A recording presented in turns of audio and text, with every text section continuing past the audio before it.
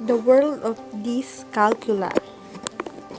In this topic, we will tackle about the types, symptoms, strategies, and ways of dealing Dyscalculia.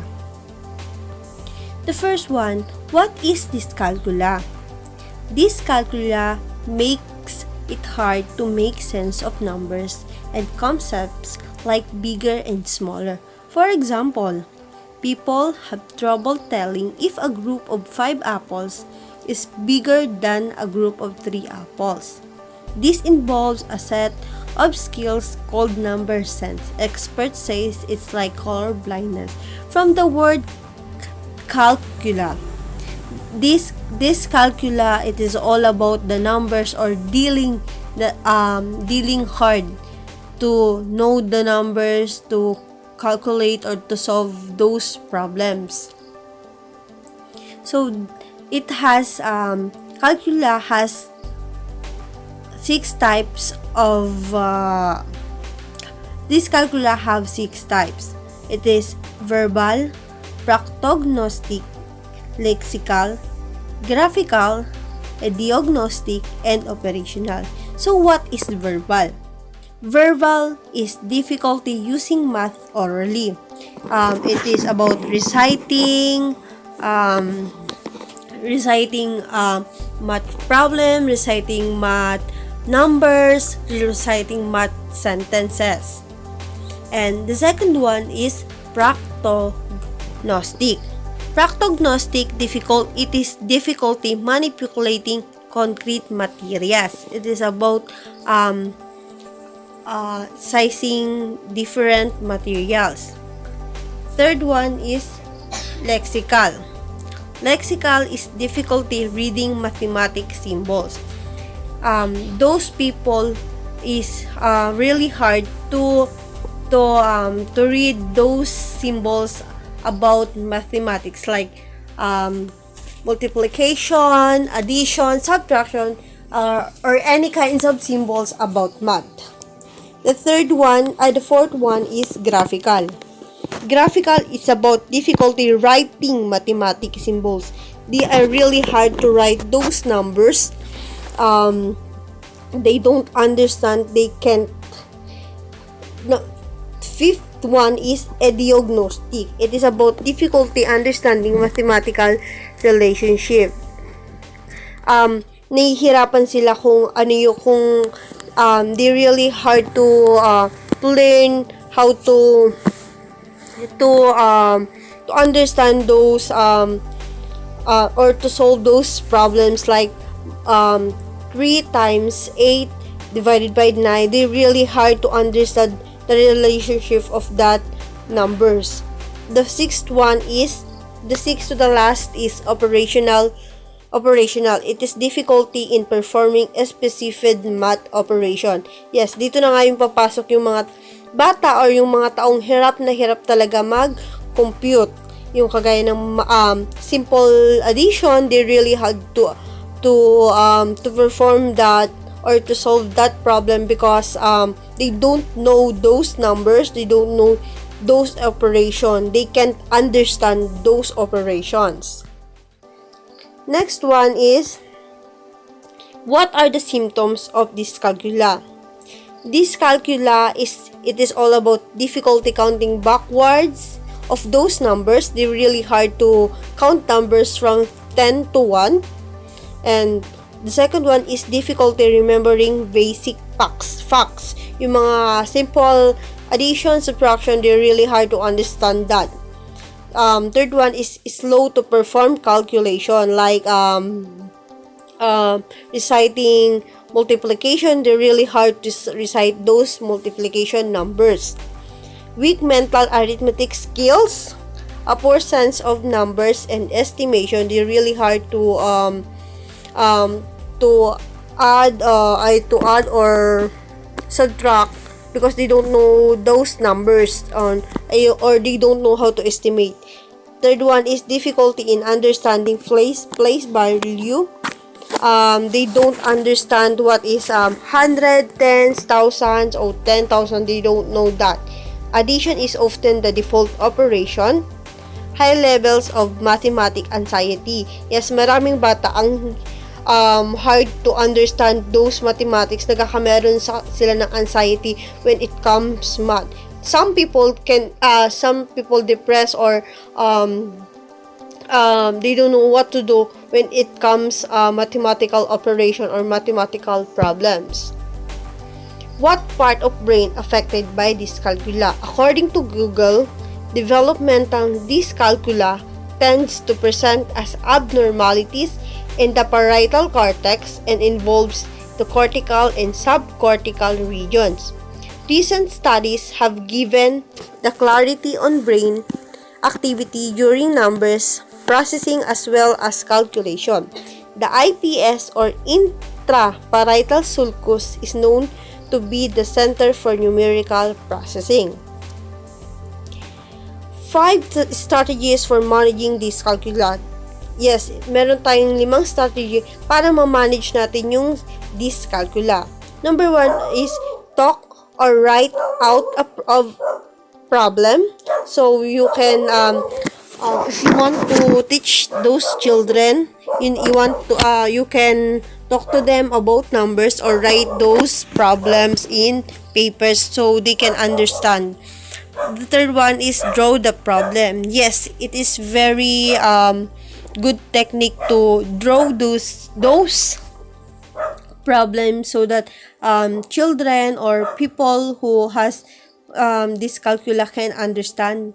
Third one is break tasks down into subsets.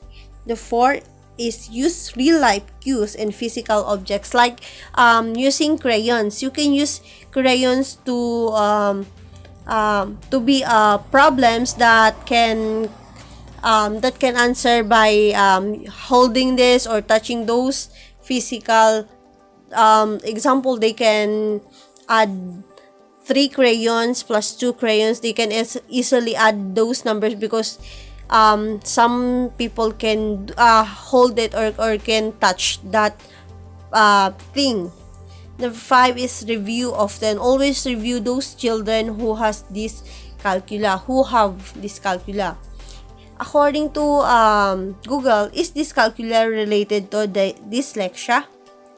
It is possible to have both, but they very different. Dyslexia is better known than dyscalculia. That may be why some people call dyscalculia math dyslexia. The nickname isn't accurate though dyscalculia is not dyslexia in math. The other people I have some group who can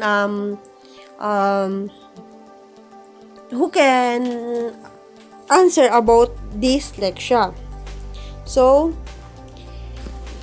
is dyscalculia affect memory? According to Google, the dominant features of developmental dyscalculia are visuospatial working memory, visuospatial short-term memory, and inhibitory function interference suppression impairment. We hypothesize the inhibition impairment is related to the disruption of central executive memory function. How does dyscalculia affect learning? A person with dyscalculia, mathematical learning difficulties may have difficulty when counting backwards, have a poor sense of number and estimation, have difficulty remembering basic facts, despite many hours of practice rote learning. Yes, napakalaki ng epekto ng dyscalculia sa pag-aaral, lalo na sa mga bata or sa mga elementary, sa high school, kasi doon pa lang sila magkakabisado sa mga numbers, sa mga symbols. Doon pa lang sila magsisimula. Pero dahil meron silang dyscalculia, naaapektuhan yung growth or yung learning nila para matutunan yung parang nagiging hirap na hirap sila matutunan yung mga mathematical problems. How does dyscalculia affect person's life? Children with dyscalculia find learning math in the classroom particularly difficult. They have both trouble adding and subtracting, memorizing times tables, and tackling more challenging word problems. Also, the learning disorder present many challenges that affect a student's daily life beyond the classroom walls. Yes, math is our everyday life use, our everyday life facing. So, when we are studying or we are go to school, we expect that it has math. They have math to teach. And when you have this calcula, it really affects your life. If you have this calcula, you are very hard to understand the subtracting. You are really hard to memorize those tables about multiplication, and it can give you less confidence to yourself, and you may shy to face your classmate because you don't know those numbers, you can cooperate to them. How do college students deal with this calcula? Waive remedial and required quantitative listening QR courses. Pursue alternate paths to satisfy the college algebra requirement and allow the use of just-in-time references during exercises and tests, or substitute constructive assessment projects products for exam. Make math accessible to dyscalculic students. How is dyscalculia treated in adult? As with other learning disabilities, dyscalculia is not treated with medication.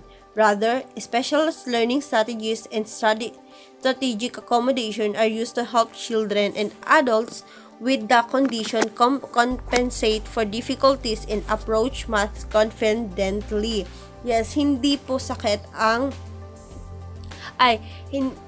hindi po nagagamot ang dyscalculia. If you want to treat your dyscalculia, you may learn hard, or you push yourself to learn those numbers to gain more knowledge, to give you